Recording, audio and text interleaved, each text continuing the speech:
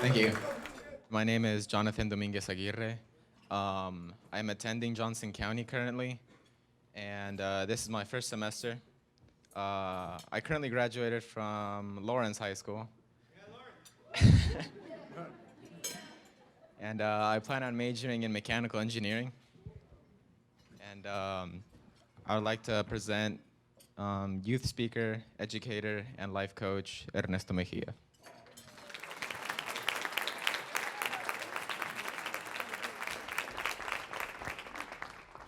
You had a fan club over there, by the way. Thank you, sir. Thank you. There was somebody at our table that introduced you before you introduced yourself. That's how famous you are. Good afternoon, everyone. No. Like when I say everyone, I really did mean everyone. Good afternoon, everyone. There we go. I am fighting a losing battle, me and food. Food's gonna win always, so it's okay. Continue eating.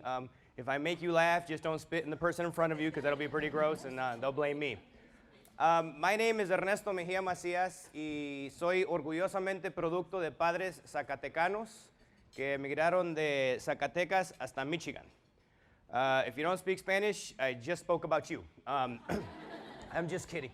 My name is Ernesto Mejia, and I am the proud product of Mexican immigrant parents from Zacatecas, Mexico. And my parents migrated from Zacatecas all the way to Michigan. Now, when people ask me why Michigan, my best answer is I don't know. I really don't, because I mean, we literally lived 30 minutes from the border to Canada.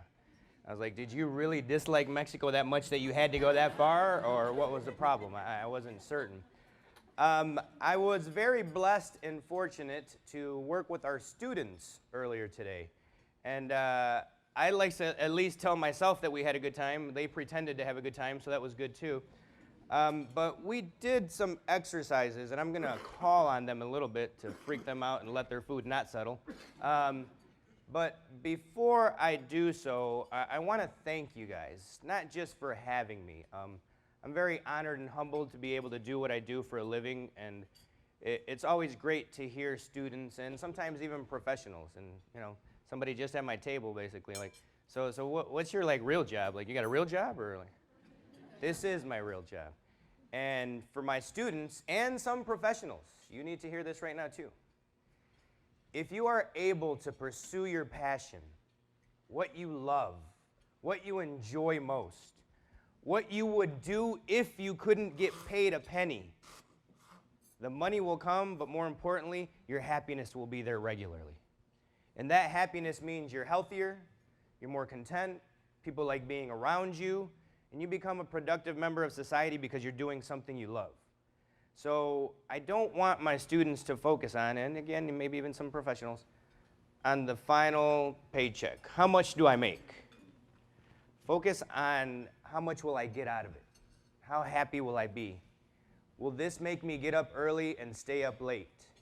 You know, I spoke earlier to some of the folks that brought me here, and I told them, you know, I'm just hoping my voice holds up because I'm kind of fighting being sick, but it's because I'm on the road often right now, and being on the plane with a lot of people that like coughing on you doesn't help the situation.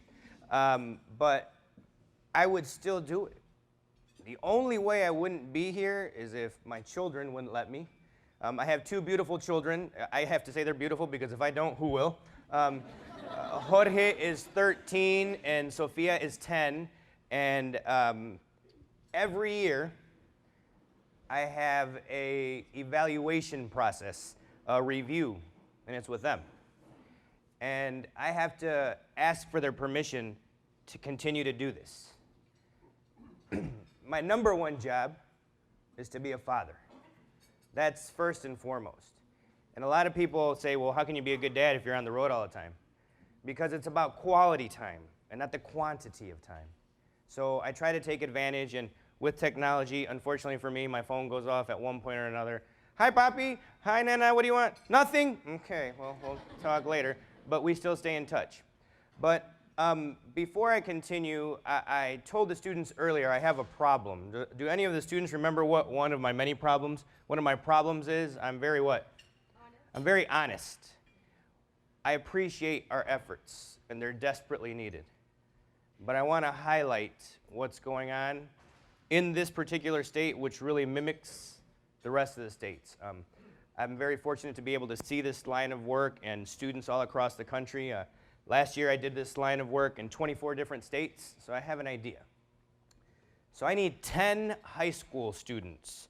10 high school students, and if you don't nominate yourself, I'm gonna nominate you. And I remember some of your names. Yeah, Chris, I see you over there. So 10 students, please raise your hand. 10 high school students, raise your hand. 10, 1, come on up here, 2, 3, come on up here, 4, 5, 6, 7, 8. Stop trying, Chris, come on. 9, were you? 10. Hey, she put your hand up, Chris, come on up. 10, all right, come on up here, come on up on stage. Let me see, you're gonna spread out a little bit here. You can grab one of those mics behind you. I know, this is horrible. So we said that we had a fear of public speaking earlier, so I'm gonna start helping that problem. Can we move that chair over that way? Let me make sure we have 10. 1, 2, 3, 4, 5, 6, 7, 8, 9, 10. You can move up a little bit that way, kind of make like a half moon maybe, scoot up, scoot up. All right, so I have one question for you guys, and it's very simple. There's a reason you all are getting an education. You want a better life. You want a college degree, a certificate. Maybe it's something else you wish to pursue. But there's a reason you want to better your life, to live a better life. I want you to think about that answer, okay? Why is it that you want to better your life via an education? So you're going to tell everybody your name. We talked about this earlier, right? We're not gonna do the I'm freaked out dance. Hi, my name is, okay. And we already know like, so you can remove the likes and like, and then like, and then like. Okay, we got the like. Name. And why is it that you want a better life or a degree? Chris, you've been my go-to man. You go first. There you go. Okay, my name is Chris. I don't know. It's just something, it's always come to me. Probably the main reason is because my parents, they did come from Mexico, and I just want to like make them happy, like, so their effort into like coming actually pays off in the long run. That was pretty good for not knowing Chris. That's good. Good job. You can give Chris a round of applause.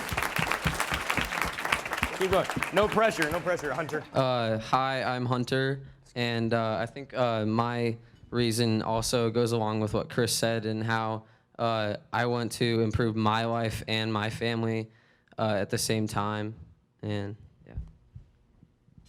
Okay, we can give Hunter a round of applause. Hello, everyone. I'm Ashley. I think I just want to further my education simply because I want to serve as an example to others, to not only in my community but on a national level. I want to pursue an occupation in law and politics. So I would really just like to be an example for others and be an advocate for others of everywhere, all types of diversities. So, thank you. You're hired. Okay, good.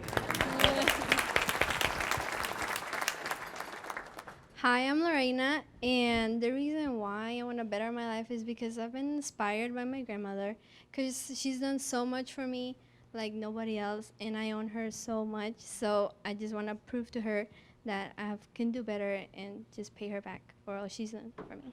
That a girl. Good job. Kilmer. I'm Kilmer, and I want to better my life because I want to make my family proud and everyone who believes in me. Good job, Kilmer. Right. My name is Joaquin Dorado, and I want to better my life for the future, for my family, for when I'm older, and also for my mom. You know, I mean, all they do for us, you know, they help us out with our term papers, our essays. They're like staying up till 4. I mean, that happened to me like last week. So, I mean, what better way than, you know, when they need you, for you to actually be like, step up to the plate and be, yo, I'll help you out. Good job, bud. Hi, my name's Natasha, and the reason why I want to get an education is for myself, but also for my parents, because I've seen them struggle, so. Good job. Hi, my name is Claudia Vallejo, and the reason why I want to get an education and be someone in life is because of my parents. They're the main reason, because of my sister. I want to set a good example for my sister, even though she's a year younger than me. But I mean, she looks up to me a lot. And my parents, that's all they talk about. That's all. They just want us to be successful and want us to be want us to be better than them, better than our grandparents and everything. Very good.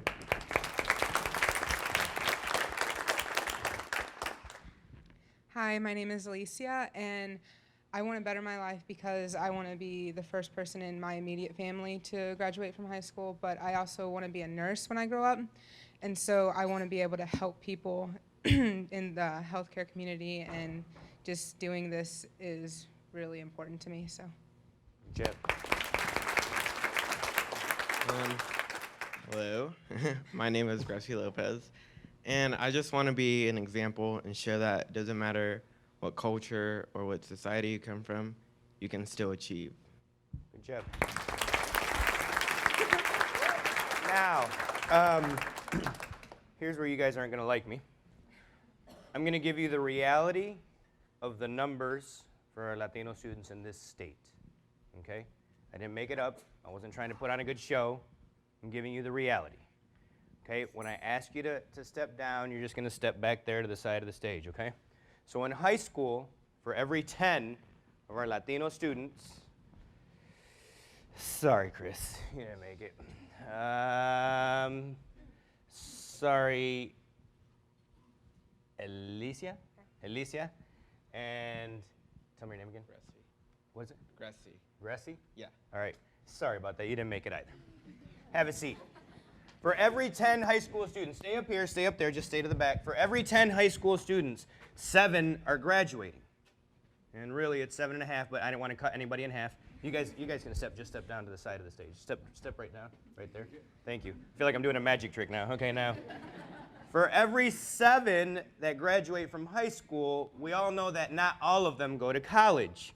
So, Hunter, I'm sorry, but go hang out with Chris real quick.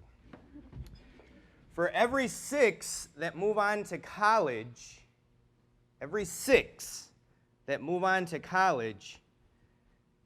in 4 years, this would be the amount of graduates that you would see. Off, off, off, off. And again, I'm not going to cut anybody in half, but for every 10 of our Latino students in this state that say, I want to help my family, I want to be an example, I want to make sure that I'm that role model for my siblings, I want to be that nurse to help, I want to be that role model, I want to be that politician, I want to be that attorney. Sounds great. We need you. But we don't need you down there looking up here. Because in reality, in 4 years, it would just be 1. In 6 years out of college, it would be 2. And if we move on, you're still in. And if we move on to master's, PhD, we know that it'll be like 1/3 of one of these people left up here. And I'm just being honest. No, don't worry, I'm not going to cut anybody. You good? Okay? But because of the work you all are doing, because of the efforts you are putting forth, I, just as desperately as them, want to see this be the reality, not just from this group, not just in this state, but I want to see you help your family. I want to see you be that role model. I want to see you be that nurse, because I know what an education can do for you. I know how it can allow you to take care of your family. My mom still lives in Zacatecas. I pay for my little sister's nursing school because I'm an educated person. Not just because I'm a Latino. It's because I'm an educated person. And if you all are really honest about why you want to better your lives, why you want an education, then you need to remember every day. And we need to help them remind one another, help one another, and support one another. Because I have a very ambitious goal doing this line of work. To be able to start off my next speech saying, these are the amount that come in through high school, and these are the amount that graduate from college. Give our future college graduates a round of applause. You guys can have a seat. Thank you. You guys can have a seat. Now, the reason I do that is because I could have told you the numbers, put up a slide, and said, well, here are the statistics, here are the numbers. But when you see I want to be the role model, go down. I want to be a nurse, not graduate. I want to help my family and take care of my grandmother, not make it. It makes it a little more personal. It makes you want to fight a little bit more. It makes you want to help a little bit more. So earlier today, I proved to the students that they're much more intelligent than they give themselves credit for. And when I challenge them, I'll just do one part so that you guys can relate to what I did with them, and you guys can do the same thing they did, which was, ho, ho, ho. Okay? They know, that's why they're laughing. So if I were to tell you all, students, you don't have to say anything, all my staff here, if I were to tell you I could teach you 15 random words in 8 minutes, and you would memorize them and know them beginning to end, end to beginning, in any other way I asked you, today, tomorrow, a week from now, and a month from now, in all honesty, how many staff members think they would get it in that 8 minutes if I taught you those words? That's about how many students raise their hand. Same amount. However, I like challenging students. There's a great researcher out of Syracuse by the name of Dr. Vincent Tinto. And if you haven't read any of his research, I highly recommend it. But I saw him once, and he said something, and I almost missed the rest of the presentation because he said something that's very simple but very true. No one rises to low expectations. And unfortunately, for some of our students in some of our schools, the expectations for them are down here. I worked with a young lady from Nebraska that was in 6th grade. 6th grade. And she told me in her own words, "Mister, my teacher already said that most of us aren't going to make it. We're either going to get pregnant, drop out, or maybe even go to jail." She said, "That's what us Mexicans do." And she believed it, which was the sad part. When I asked the students if they thought they could remember those words, they're like, I don't think so. But no one rises to low expectations. We have some stellar students here. So I'm going to ask one student to repeat the 15 words that they learned this morning in 8 minutes. And they could probably go as far as 15, 16, 17, 18, 19, 20, 21, 22, 23, 24, 25 words that they really learned overall in the course of about 19 minutes. To give you an idea of how easy it is, again, adults, how many of you feel you could learn monkey, iron, rope, kite, house, shoe, worm, envelope, pencil, river, rocks, trees, cheese, quarters, and cool speak in 9 minutes and memorize them and know from beginning to end, end to beginning, in any other way I asked you? There's one. Students, one of you, it's time for you to shine right now. Don't worry, if you mess up, I just look horrible in my presentation and it doesn't work out, and no pressure at all. I need a student, any student that wants to, because I know the majority of you got them. But we also talked about it earlier too, right? The pressure, the stress, the anxiety. Let it go, breathe. Don't pull your finger, don't let it go that way, just breathe, okay? I need one student. Come on up. Oh. You can tell me as many as you got. She's got them all. She's like, I got this. Come on up.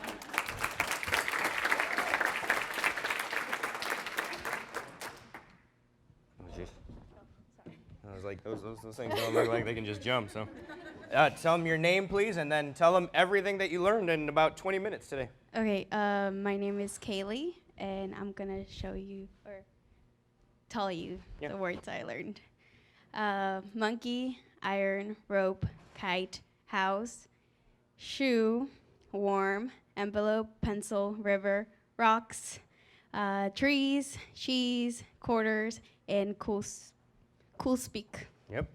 What else did you learn? I learned cash, hard. Think of the body part. What's under your left foot? Their Stethoscope. That's a funky word, I know. Yeah. Mental disease. Right here. Elderly. Right around here. The red rope, and I think that was it. Oh, staples. And that's all. Some of y'all think I'm a baseball coach now, huh? Like steal. No. Okay. Well, how he taught us is that he told us to close our eyes and to picture an image, and he told us the words. So if you connect an image to a word, it helps you memorize them. And I mean, I think it's something that college student really relates to, because how he taught us is for a speech. So instead of going there not knowing anything, you can like put your body into like, oh, I remember the heart disease, the mental, and you know, the cash is under my foot. So you can incorporate that into your speeches. So, yeah. Very good. Give her a round of applause, please. Thank you. Thank you very much. Now, all the students learned this, and they weren't sure they can do it. And the only way to convince you of doing something is by doing the impossible first. So, students, this is where you get to laugh at the adults. I'm going to show you that I can control the way your foot moves without touching anybody's foot, because I'm not nasty like that, okay? I'm not weird like that.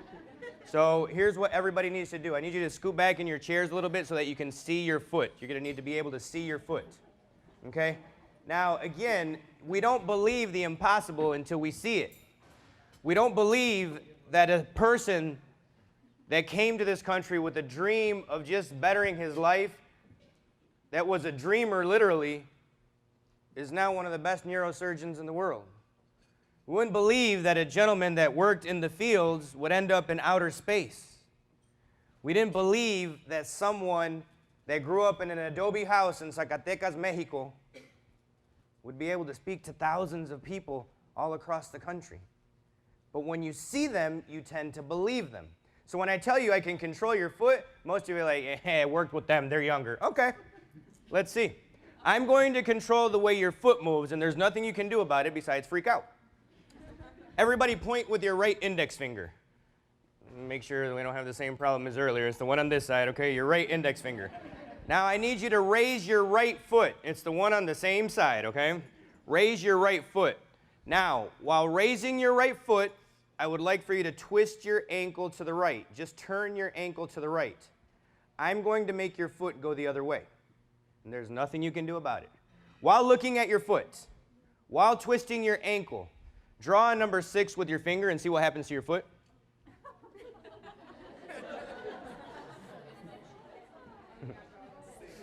Some of you are like, oh. And some of you adults are going to do what the students are going to do. You're going to get home and you're going to talk to your boy, your girl, sit down, I'm going to control your foot. Watch. Let me focus my energies. Now, why is it? It's because you're using both sides of your brain at the same time and the signals clash, okay? The next time you park in a parking structure, you will see a number and you will see an image. And when you think about it, you're like, why they put both things? That makes no sense. It makes total sense. One of them is going to help you recall the other. I can tell you right now, I'm from Chicago. I park in the parking structure. I park on Lady Liberty, which happens to remind me that that's the 3rd level of the parking structure. That's why there's an image to help you recall it. Why did I do this with the students? Because they need to realize how intelligent they are. I don't care what the haters, the people that dislike us, the people that don't want us here, because I'm very honest and very blunt, say or think. They need to know that they're intelligent. They need to know that they can make their dreams come true. They need to know that some of them are going to need to fight a little bit harder, have a more challenging path, but they can make it happen. I have dreamers that are starting their PhD right now. It's not easy, and nobody said it was going to be. But if you give up, that's not fair. And I'm going to tell you why. I recently discovered in the past 2-3 years that it's not appropriate for us as Hispanics or non-Hispanics to look at the field worker and tell our children, you want to end up like them? You want to be like them? Because in reality, I wish they were more like them. I wish they got up and fought for something to take care of their family. I wish that they went for something and believed in something so much that even though they hated it, they made it happen to take care of their family. I wish they had the dedication to not miss a single day, regardless of how sick they were, how much their backs hurt, how much their knees hurt, how much their feet hurt, because they needed to take care of their family. So instead of saying, I don't want you to end up like them, why don't we start telling them, I wish you could work half as hard as them. I wish you had half the dedication that they have. I wish you knew what it was like to have to do what they do every day and not even consider following your dreams. Not even thinking, what is following your passion? Not even having the option of anything after elementary school, let alone high school. See, they're examples, and that was my example. You know, when I say this part, it's like a broken record. It's a broken record for a lot of us, not even just Latinos. My father had a 3rd grade education. My mother had a 5th grade education. But at no point ever, did that mean that I would not obtain a college education. And my parents didn't even know what it was. They were just like, pues es allá, el edificio allá, it's over there in that building. And I'm going to tell you right now, and I hope I don't make any enemies. If I do, I'm sorry. I am a hardcore Michigan Wolverine, and I'm going to tell you why. My parents made me a Wolverine. In their mind, we lived in Michigan, so you were supposed to buy something Michigan. Where we lived, it was next to Ann Arbor, where the University of Michigan is. I had University of Michigan pajamas, University of Michigan flip-flops, University of Michigan t-shirt, University of Michigan football. My toy chest was University of Michigan. So naturally, growing up, I was a Wolverine. There was no other option. But let that be a lesson as to how we and our parents can teach something to our children. I'm going to give you another story that relates to that. A lot of the times we hear the excuse, and I said excuse. It is somewhat of a reason, but it isn't the excuse. Well, my parents didn't go to college. They didn't know how to help me. Well, guess what? I met a family from California. Every single one of the kids of 9, there were 9 children in that family, has a minimum of a bachelor's degree, and most of them have a master's and some a PhD. And the person that taught them to read was their grandmother. She was from Mexico. Every morning at the kitchen table, everyone needed to take a section of the newspaper and read. It was a requirement. And if you wanted to eat abuelitas tamales, enchiladas, you better read. If not, you get to watch us eat while you pretend to read. Every day, abuelita, grandma, made them read. Because she said, reading is going to give you liberty. Reading is going to make you smarter. Reading is going to make school easier. And it's absolutely true. Well, one day, one of the kids busted abuelita. Abuelita, why is your newspaper upside down? Because that time she got the section that had no photos. So if there was no photo, she didn't know which way was up, which way was down. And abuelita was like, oh, I don't know, I just wasn't paying attention. Well, the kids caught on immediately. From that point forward, the kids were like, hey, give abuelita the one that doesn't have any pictures. Let's see what happens this time. Well, guess what they discovered? Abuelita didn't know how to read. But it didn't mean abuelita couldn't teach them how to read, how to appreciate the knowledge that they were obtaining, and force them to tell her, what did you read? Explain it to me. Because it's one thing to be able to say the words on paper. It's another thing to actually be able to read, retain, and use that information later. Someone that didn't know how to read taught them how to read. My mom had a 5th grade education and taught me the alphabets and taught me how to speak Spanish. And I'm very proud, honored to be able to speak my first tongue, my native language. Y gracias a Dios, hablo mi español no perfectamente bien, pero muy bien. And thank God I speak my Spanish well, not perfectly well, but I'm going to tell you right now.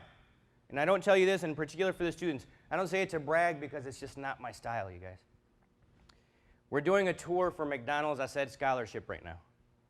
Students, if you're a senior and you have a 2.7 GPA, you are eligible to apply for a 4-year scholarship that's worth $25,000 a year. Yes, do the math. Joaquin, where you at? You're a math guy. $25,000 a year times 4 years. And if you don't get their big national one, your regional local McDonald's also have scholarships. 2.7 GPA. The opportunity is there. The money is there, but what are you going to do? You didn't use your phone, Joaquin, did you? We got to talk, bro, all right? We got to talk about that. $25,000 a year. Now, all this to tell you what? Our students need us. And I'm going to tell you why. I'm going to switch examples. I told the students earlier today, we tend to judge a book by its cover. When you see somebody, you're like, oh, I know what you're about. You know, you're going to come here and fire us up and motivate us and tell us this. I teach through my mistakes more than my actual successes, because I need to prevent you from making that same mistake. But if you choose to make it, it's on you. But when you see me, you might not necessarily know, besides reading my bio, which I'm not a big fan of myself. I went to 6th grade twice. Once in Michigan, once in Zacatecas, Mexico. I dropped out of school after 10th grade, or La Preparatoria in Mexico. My father was murdered when I was 12 years old. When I was 16 years old, I contracted the disease that you see in there called Guillain-Barre Syndrome. I was unable to walk, dress myself, feed myself, and play the sport that I loved most, basketball, because my ankles would twist just trying to walk. For my students that are new to the country, new to the school, new to a different building in the same district, and you think, well, you don't even know what that's like. Try being the new kid in a new school, because I was in Mexico when I got sick and I came back to the US after being there for 7 years, in a wheelchair, unable to just grab a pencil to write my own notes. And then kids would just look at me like, oh, there goes the Mexican handicapped kid. Literally. But all those things that I used to hate and think, man, I'm not going to make it. Life sucks. And I'm saying it bluntly because that's the way some of us say it as students. Is what made me stronger. Is what made me better and more resilient. It's what makes me happier now. It's what makes me better at what I do because I have an idea. But when you see me, you don't think, oh yeah, he went through that. And on top of that, I went to high school because my brother told me to. I thought it was 13th grade in a different building, so I just said, what time's the bus come and who's going to give me my books? And my brother said, this probably isn't going to work, is it? I'm like, I don't get it. What do you mean? Because I didn't. I really didn't. And I went on to college. On average, it should take us between 5.5 to 6 years. It's what on average is taking right now to get a bachelor's degree. It took me over a decade. And it was my fault. And I'm going to tell you why. The one thing that all our students need from junior high and really from elementary school and in particular in college, they just need to be acknowledged. They just need to be noticed. They just need to be appreciated. When I was failing in school, I was just one of many others that was failing. There was a mentoring program that I was supposed to be a part of, but if I didn't go, no big deal. When I left, there was nobody coming to look for me. There was nobody concerned for me. My mom lived in Mexico. No big deal. Students, I'm going to tell you something, again, through a mistake. I lied to my mother for 8 months straight when I got kicked out of college. 8 months straight. And she asked me, I remember her calling me, and she's like, Mijo, and again, for those of you that don't speak Spanish, Mijo is a sexy Mexican boy. Mijo, how are you doing in school? ¿Cómo te va en el college? No, school's good, ama. Because I lived across the street from the school, so I thought if I don't lie too much, ¿Está bien la escuela, ma? Todo se ve bien. Like, I literally would look at it because I lived across the street from the school. I'm like, school looks good, everything's fine. And I literally would convince myself, well, I'm not lying that much, because, the school is fine. They just mowed the lawn today, everything looks good, And that's what I would say. And she'd continue to call me. And the stress would continue to build because I realized that's not the type of man my father raised. I lost him when I was young, but he taught me a lot. He taught me how to be a man in that short amount of time. And I just kept on thinking, I'm not only letting my mom down, I'm letting my dad down, I'm letting down my brother that sent me here, I'm letting down my 2 little sisters, and that just wasn't okay. It caused me stress. And believe it or not, stress can literally bring you to your knees. Stomach aches. And there's a reason a lot of this is gone, people, and I don't need to tell you why. All those things started happening, but I wouldn't learn my lesson. I wouldn't. I'd go to work, and I'd have to train the college graduate that just came in to do the job that I was already doing. But because I didn't have a degree, I couldn't get that job. So I had to train the new college grad to do my job. Well, there's 2 things that I learned in that time, and these are the 2 things that I want you to instill in our students and yourselves. Willpower and habits. Willpower and habits can completely change your life. And I'm telling you from experience. I'm going to give you an example of habits. Everyone is familiar with Michael Phelps, correct? He's the guy that stands like this and then his arms touch the ground. He's an Olympic swimmer. Well, Michael Phelps used to train at the University of Michigan. I used to work at the University of Michigan. And his trainer actually had him go through the exact same routine every day. He'd get up, eat a certain thing, stretch out a certain way, listen to certain music. And if you notice, and maybe again you'll see him again, whenever he gets up and they're introducing him, he gets up on the thing, wherever he jumps off, whatever it's called, comes back off, does his 3 things like this, where his arms look like they're going to hit the ceiling, relaxes himself, and gets ready. Well, when they asked him, you know, how do you do it? He's like, what do you mean? It's just a habit. It's just a habit. I just do the same thing all the time. That's all it is. You all have habits, and I need you to change some of your habits to be more productive, more useful, but I also need you to create habits. Now, here's what I mean by that. When you get up in the morning and you brush your teeth, you usually hold the toothbrush in the same hand and the toothpaste in the same hand, and you even start off in your mouth on the same side.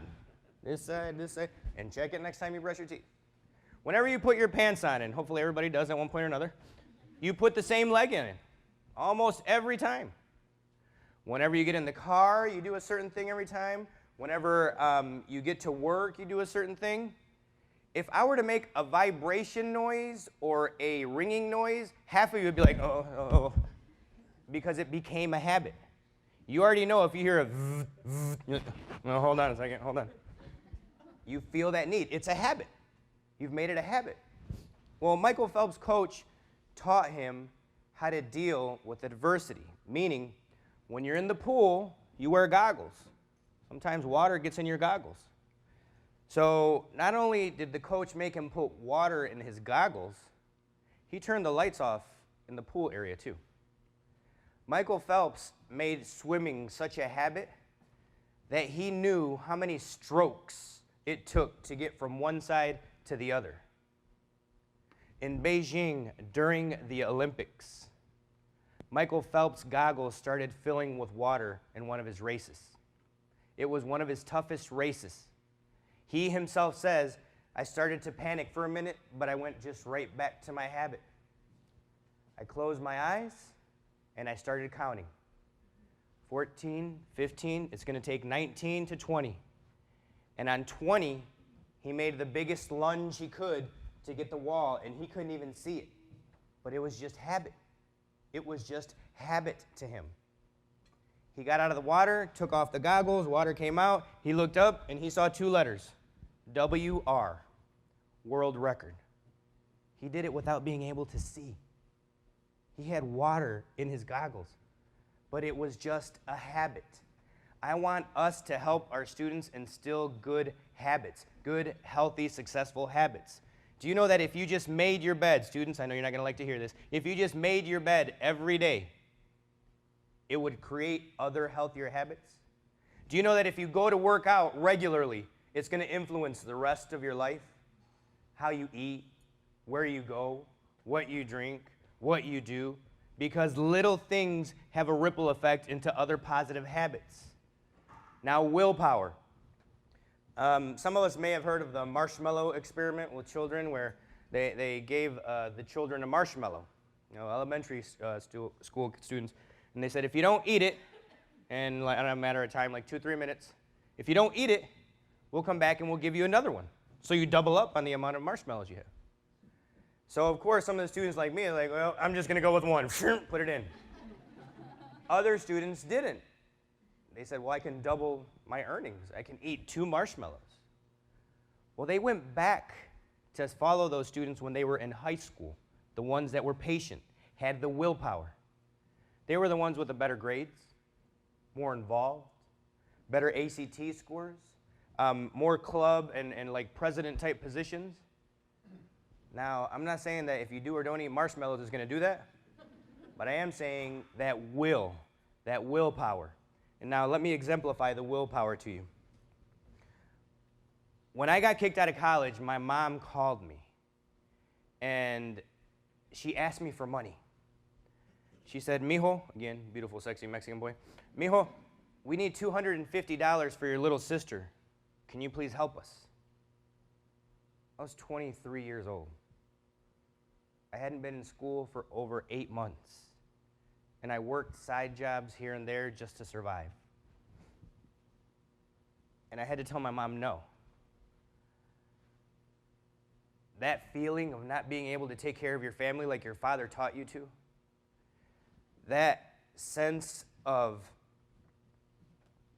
just sheer shame to let down your family in so many different ways was so bad for me that it increased my willpower. It made me try a little bit more. My mom then proceeded to tell me, "Mijo, if you don't have it, don't worry about it. I'm sorry I bothered you." I'm like, well, it's a little late for that now, Mom. I'm sorry I let you down. "Mijo, don't worry though. I just want you to know, tus tías, tus tíos, your aunts, your uncles, tus abuelitos, tus primos, your grandma, your cousins, todos, we're all so proud of you porque tú vas al college, because you're going to el college." I wasn't even in el college, but I was lying. I was just lying. And some of our students are doing that. And some of them are sitting in here right now. I have a problem, and it's called honesty. Our students know, with their parents as well as with you, there's one magical word they need to say to you whenever you ask them how school is going. Because when they say that one magical word, there are no follow-up questions, and I don't have to worry about this conversation. Students, when you're asked, "How's school?" what's your answer? There you go. Never fails. Well, my mom then proceeded to tell me, "Mijo, you know Mommy's always figured it out ever since we lost your dad, right?" I was like, "Geez, can you dig the dagger any deeper now?" And I said, "Yes, ma'am, but here's why. I'm a single dad now, and the only reason I share that now is because I shared it with the students, because I know a lot of them know what that means. And part of my job and what I do is to show the world that Latino males can be responsible fathers, that Latino males can hold their responsibilities and do what is needed. I don't need applause. I don't need recognition. I need those that aren't doing it to acknowledge what they're not doing. That's what I need. I'm not saying it so that, oh, well, he's a great dad. No, I'm not. And in case you need to find out, just ask my kids. Is he a great dad? Well, I don't know about that. They'll be the first to tell you that. Well, my mom was mom and dad. And some of you in here know what that means. My mom fought harder than males have had to fight to take care of our family and protect us, to watch over us, to run 2 businesses as a female in a small town in Zacatecas. That didn't happen. And people would come and try to take advantage of my mom in more ways than one. And my mom fought every single time. And she was teaching me how to fight, but I didn't know it. I just didn't understand it then. We ran a butcher shop and a liquor store. I don't think to date there's a lot of females that run a butcher shop and a liquor store. But my mom did it to take care of us. So when I had to hang up the phone, I was embarrassed and ashamed. And I had to go back to school because it was the only way to make things better. So I went back. Because I'm not a lifetime made-for-TV movie. Yeah, because this is where more, and then I became super smart and I graduated. And there you go. No. No. It's just not the case. I'm honest. And then I went and I struggled with math still. But I couldn't let my mom down, so I studied harder. And then I went to economics, which I had flunked twice, and told the professor, "What do I do?" He said, "Sit in the front." I said, "Okay." I got a B+ after flunking that class twice. I started asking more questions. I started participating more. But this is all I did. And I asked you guys to do this earlier with the words. Just try a little bit harder. Put a little bit more effort forth. Fight a little bit more like our moms and dads do to give you everything that you want. To allow you to live out your dreams and not have to live like they do. Their bodies are aching, but they still don't miss. They hate being discriminated against and treated like garbage at their jobs, but they're still there. Your job, if you're going to change it, is to increase that willpower to make it happen. Our job as supporters, as dream makers, as those that push people to where they don't know they can go is to increase that willpower, to make sure that they find that motivation. Now, I'm going to ask a student really quick because I like putting you on the spot. Why is it that you want a college degree? I had the 10 up here, so somebody else. Tell me, why is it that you want a college degree? Really fast, somebody, anybody. But just one at a time. Don't get out of hand, okay? Anybody? Opportunities. Why are opportunities important to you?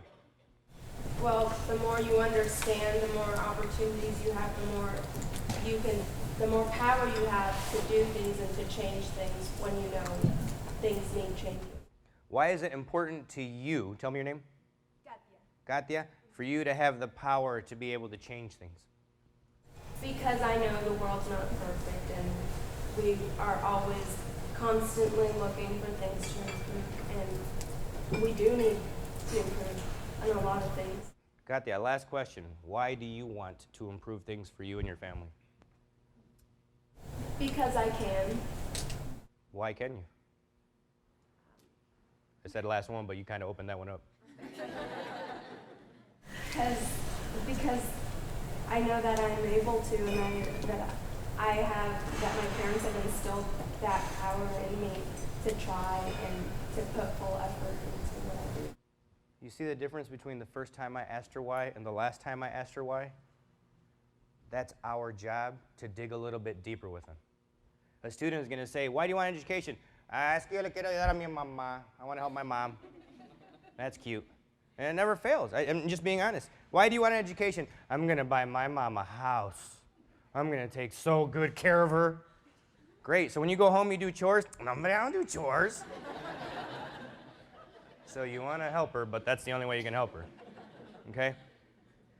What we can do is acknowledge our students, stalk our students, not in a dangerous, police type of intervention type way. Follow our students, be there for our students, increase their willpower, and have them want to increase it themselves. If somebody would have grabbed my hand when I was in college and said, Ernesto, why do you want an education? I don't know, somebody just told me to come here. Why do you think they told you to come here? Well, I guess to make a better life for myself. Why is it that you think they wanted you to have a better life for yourself? Well, because it's my job to take care of my mom. My mom gave up her dream for the American dream. Ernesto Mejia Macias is my mother's American dream. I don't care where you're from. I don't care how long you have or haven't been here. That American dream, and especially for our parents, is for our kids to be independent, be successful, and do what they love. For our students, our American dream is to graduate, take care of our families, be independent, and take care of those that you love. You see, when my mom told me that she needed money, I felt like the biggest piece of garbage. And that's not okay. And it's not allowed. I worked the apple fields with my mom. I worked the strawberry fields with my mom. I worked at the butcher shop with my mom. I worked at the liquor store with my mom. She taught me how to work. She taught me how to be responsible. She taught me what no college professor ever taught me. But I wasn't paying attention, and I was missing the lessons. But when I got them, I went back to school.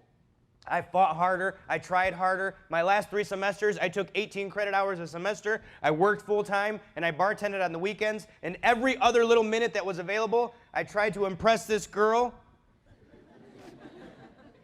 Which that part worked out well, because she blessed me with my 2 beautiful children. But that's the best, that story ended right there, okay? So that part worked well. But now, I get to take care of my mom. And we need to find that motivator, that intrinsic motivation that pushes our students regularly. We don't get to just say, why do you want to go to school? Oh, because it's pretty here.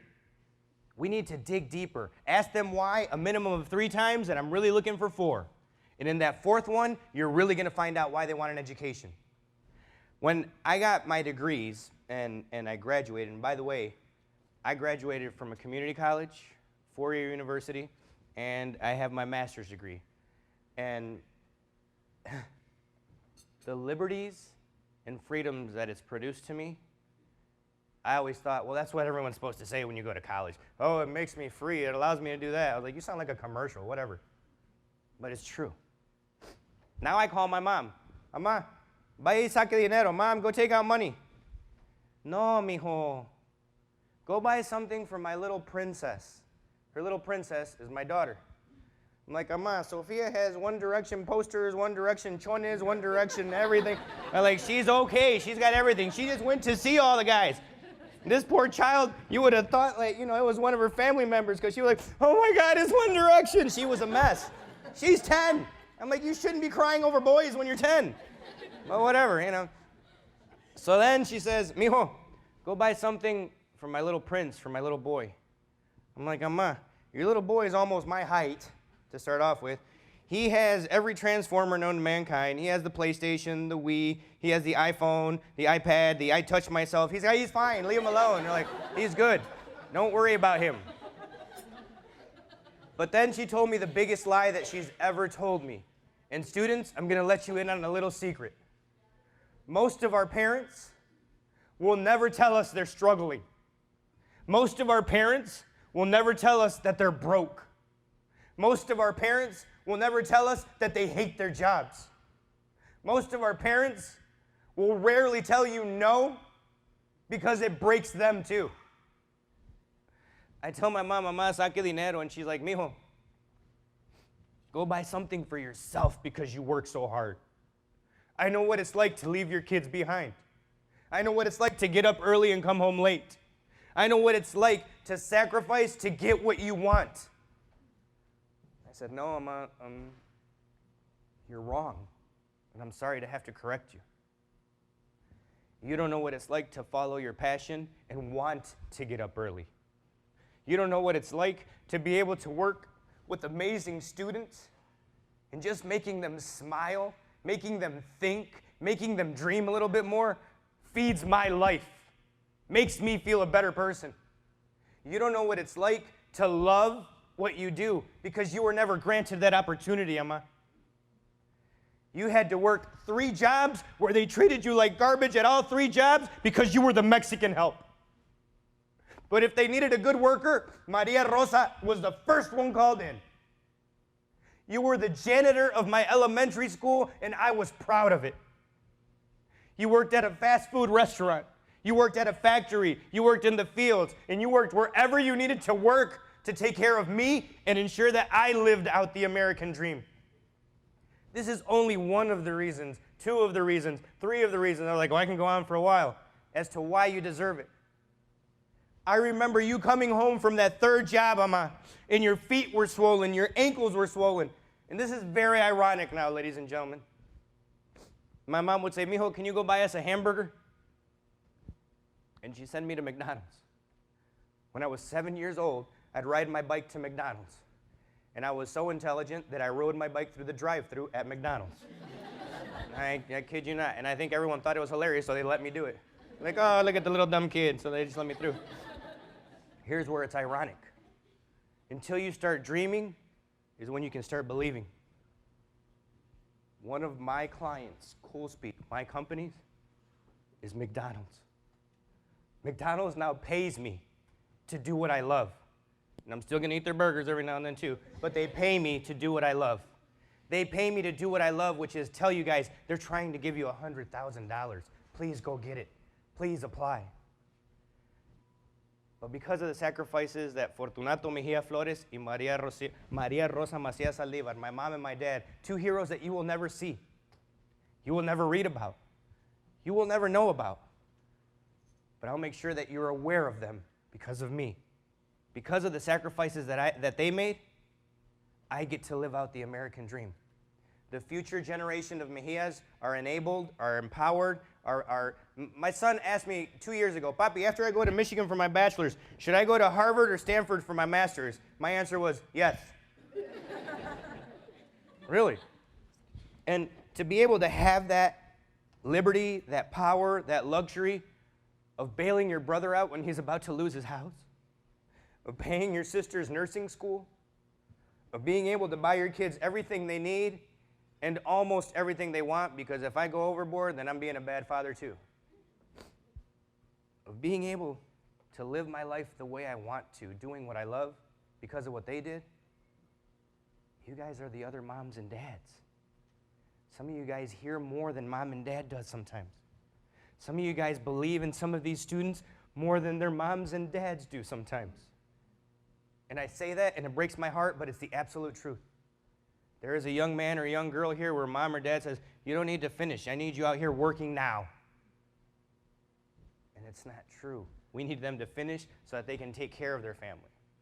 So now, because of the sacrifices my parents made, back in the day when my daughter graduated from preschool, because in this country we celebrate every year's graduation apparently, all the kids went up and said what they wanted to be when they grew up. So this is what some of the preschool students did. First kid goes up there, yes, when I grow up, I'm going to be a tree doctor. Tree doctor, okay, good for you. Next kid comes up, hi, when I grow up, I'm going to drive cars that go vroom, vroom, vroom. Okay, that's NASCAR, good for you. Next kid comes up, and he was like me in my first college speech. He almost wet himself, and he was trying to pull everything off. Hi, when I grow up, I'm going to be a vet. When I grow up, I'm going to be a veteran. I'm going to be a vet. I can't say it. I'm going to be an animal doctor. Thank you. And took off. Well, ladies and gentlemen, I am the proud owner of my own company. Now, I say I'm proud because of the work we do and because it allows me to follow my passion. And because I don't have to wait for Take Your Child to Work Day. I run our company, so I get to determine as long as there's no school, I can bring my kids. I brought them to a speech once, and my daughter said, Papi, you forgot the best one. I was like, what are you talking about? You remember the kid that, oh, you're right. Sophia said that this was the best one. There was a kid that graduated from preschool with her. He looked like he was a 6th grader, but he graduated preschool, and he got up there, and he was just all confident. Yeah, thank you. So yeah, when I grow up, I'm going to be the tooth fairy. Thank you very much. The tooth fairy, really? This is what I want for each and every one of you guys.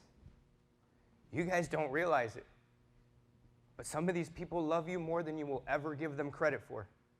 And the day will come in your lives where you will want yourself to go back and say thank you. Thank you for pushing me. Thank you for believing in me. Thank you for enabling me. Thank you for allowing me to dream bigger. Because you will do and say something similar to what my baby girl says. Sophia goes up there and grabs the mic because she's not very shy. Good evening, everyone. My name is Sofia Anais Mejia. And she just starts staring. I'm like, keep going. I'm like, well, you ain't no celebrity. Keep going. When I grow up, ladies and gentlemen, I'm going to be a college graduate with options. Thank you very much. Tooth fairy and tree doctor were like, really? Like, really? The parents were like, really? Now, I say this, and I say it not to be mean, but to be honest. I was the only person that was a little bit darker in that room. And there were people that looked at me. Like, whose kid is that? And me being the Mexican, I'm like, ah, esa mija, yeah, woo, yeah, Sofia. I let them know. And I'm just a little loud because we're obnoxious like that. But the teacher then went on the mic and said, ladies and gentlemen, we're pretty sure Sophia doesn't even know what that means. But that's very nice, right? So, of course, I was like, oh, heck no. Nana, come here. Tell your teacher what you meant. So when I graduate from high school, my papi said I don't have to go for my associates if I don't need to. I can go straight for my bachelor's. But he said he expects nothing less than a master's and hopeful of a PhD. I was like, mm-hmm. And she was like, oh, maybe she does know. And I said, yes, because no one rises to low expectations. And my expectations for each and every one of you, including the staff, are way up here.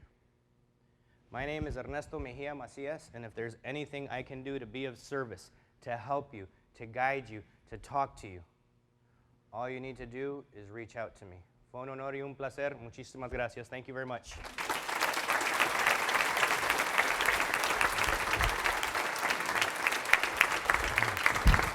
Stop it.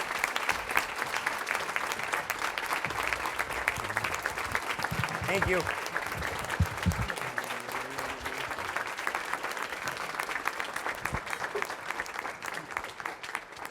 I'm sorry about the shine you guys were getting on that side, but I got a little hot over here on this side. So.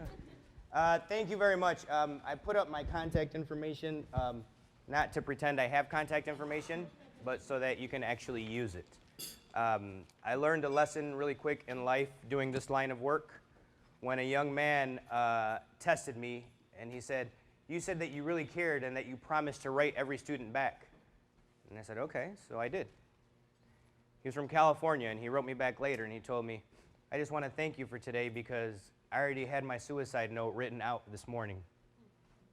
And if you didn't answer my email, I was thinking about going through with it because a lot of people have told me they'd be there for me, but they really aren't. So be there for them because they really need you." Okay? Thank you very much, you guys. Have a great day.